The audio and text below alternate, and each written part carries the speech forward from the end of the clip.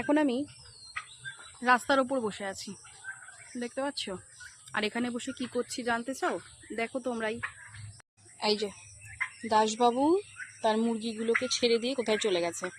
এখন এদেরকে দেখাশোনার দায়িত্ব আমাকে করতে হচ্ছে।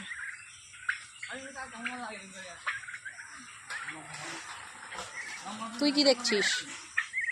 তোদের দেখাশোনা করার জন্য আমাকে এখন বসে থাকতে হচ্ছে, দেখেছিস তো? হ্যাঁ,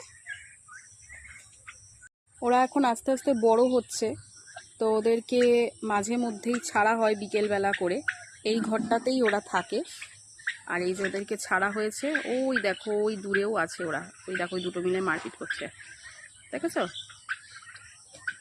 ওফ, দেখো এই দুটোই ছেলেটা আর কি, এই জন্য ওদের রাগটাও বেশি। একটাও নত হবে না, দেখো একটাও নত হবে না। কর মারপিট কর। আর এই একটা আসছেন।